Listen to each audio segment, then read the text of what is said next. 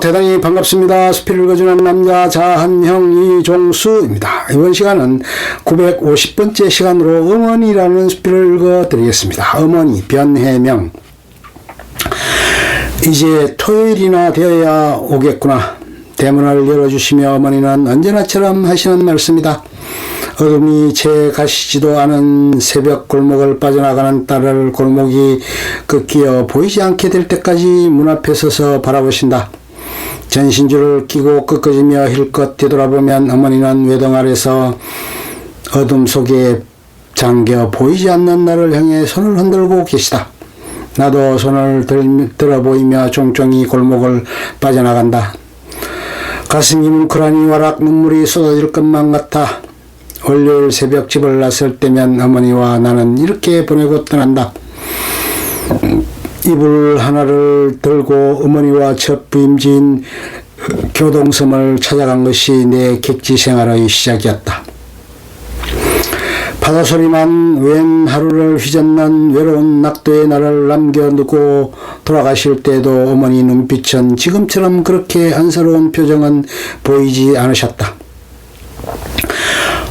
고생스럽겠지. 그러나 그만한 것 견디지 못하고 집으로 달려온다면 장차 아무 일도 뜻도 이루지 못한다. 그렇게 타이르고 격려하는 눈빛이었다. 나는 어머니의 그 눈빛 때문에 도망치고 싶은 섬생활을 견딜 수 있었다. 그곳에서 어머니의 편지와 한복 한 벌을 받던 날 그 소포를 끌어안고 얼마나 울었는지 모른다. 어머니의 체온과 사랑이 비어있는 선물이 오래 참고 견뎌온 외로움을 참지 못하고 터뜨리게 했는지도 모를 일이었다. 검은 모직 한복 치마 저고리. 나는 저녁 내내 눈물 범벅을 하며 소포로 묶였던 자리를 다리미질을 했었다. 다음날 아침이 졸업식이었다. 여교사는 나 하나였던 학교에서 한복 줄에는 식장을 한참 돋보이게 했었다. 창밖으로는 흰눈이 하염없이 내리고 교실 두 개를 턴 작은 식장에서 하모니카 합주단의 은은한 배음 속에 석별의 정을 담은 송사를 졸업생이 읽어나갈 때 졸업생, 학부모, 교사, 심지어 단상의 교장선생님도 눈물을 손등으로 문지를 만큼 석별의 감동이 뒤범벅이었다. 그래, 졸업식은 처음부터 끝까지 내 작품이었다. 송답사며 하모니카 합주 지도며 식장을 꾸민 것 모두 내게 주어졌던 것이었어. 내 정감이 그대로 반영되어서 더 그랬다. 방학이 아니면 섬을 벗어날 수 없었던 그 시절 가슴에 담겨있던 그리움과 외로움은 그렇게 많은 사람들의 가슴으로 색별의 정으로 전이되어 번져나갔던 것이다. 엊그제 같은데 벌써 30년 세월이 지났다. 그때부터 나는 지금껏 교직에 종사했고 경기도와 서울과 인천을 돌면서 그 많은 세월을 보냈다. 그러나 섬을 떠나고부터는 서울 변두리에서 통근이 가능한 거리에 있어 집에서 출퇴근하는 것과 다름없건만 어머니의 기다림은 갈수록 꺼지신다. 발순이 넘어 기르기 새하신 어머니. 그래서 어머니는 전과 달리 당신 곁에서 자식들이 떠나 있는 것을 허전해 하시나 보다. 골목을 삐져나와 전철을 탈 때마다 이제는 어머니 곁에서 다녀야지 하는 생각을 해본다. 못 다닐 것도 아닌데 그간 벌려놓은 한 살림을 거두기가 그리 쉽지 않다. 1년이면 반 이상 잠가놓고 보내는 아파트지만 내 작업실이 되는 공간을 없애기가 그리 쉽지 않다.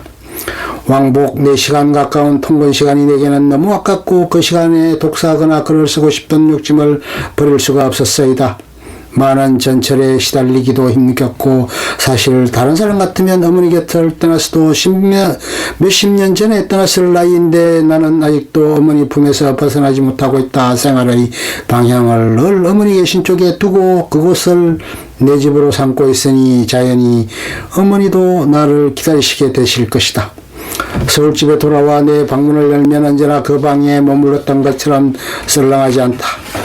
비록 걸려있지 않은 달력은 지난 시간 속에 머물러 있고 보다만 책이며 메모하던 것이며 원고지가 책상 위에 널려있는 것은 지난날에 하던 일을 벌려놓고 지우지 않은 상태 그대로이지만 그동안 내게 온 우편물이 책상 한 옆에 놓여있고 방에 화분이 바뀐 것이라든지 커튼이 열려있는 것이며 깨끗이 청소되어 있는 것을 보면 어머니는 매일 내 빈방을 떠나드시며 커튼을 열고 닫으시고 햇빛이 드는 곳에 화분을 옮겨 놓으시며 금방이라도 내가 돌아와 책상 앞에 앉아 하던 일을 계속할 것 같은 생각으로 나를 기다리셨을 어머니의 모습을 더듬게 된다. 열린 창으로 들어오는 인수봉과 북한산의 숲을 바라보면 언제나 이 방에 머물러 있었던 것처럼 밖의 일을 모두 잊는다. 매일 쫓기듯 바쁘게 돌아가는 일상사가 내 방 어느 구석에서도 느껴지지 않는다. 나는 모처럼 한가한 마음이 되어 책상 앞에 앉아 전에 쏟아버린 원고지를 본다. 부엌에 들어가 찌개라도 끓이고 저녁상을 보면 어머니는 좋아하신다. 내 찌개 솜씨가 좋다시며 저녁을 맛있게 드신다.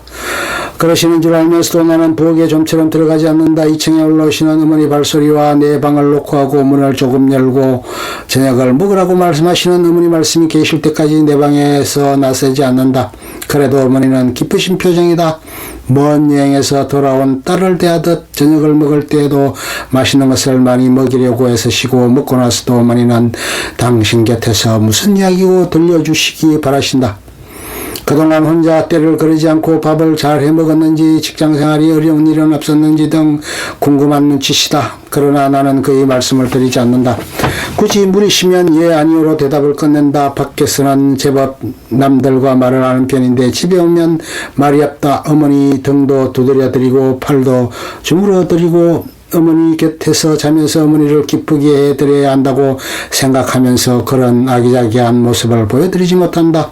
인천에 있는 동안은 매일 저녁 문안전화를 드리는데 전화를 끊고 나면 집에 가면 어머니께 무엇을 해드려야지 하고 생각하지만 막상 집에 가면 아직도 어린 마음을 버리지 못하고 어머니가 내게 무엇이고 해주기만을 바라게 된다. 어머니 곁에서 이 철없음은 나이가 무색할 정도다. 새벽 내내 묵주신공을 바치며 자식들을 위해 기도하시는 어머니, 그 어머니의 기도로 우리가 편하고 건강하게 지내고 있을 터인데 그 고마움을 생각하지 않는다. 그러면서도 나는 지금도 어머니를 향해 해바라기처럼 서있다 전철을 타고 오가고 객지에 머물러도 어디에 서고 무엇을 하든 몸짓은 어머니 계신 곳을 향하고 있다. 나는 어머니 병 속에 새벽길을 나서면서 비로소 어머니를 생각한다. 오래오래 사시고 언제나 건강하시길 간절한 마음으로 더듬거리며 서툰 기도를 바쳐보는 것이다. 끝. 좋으면 좋아요, 구독, 알림 설정 눌러주세요. 감사합니다.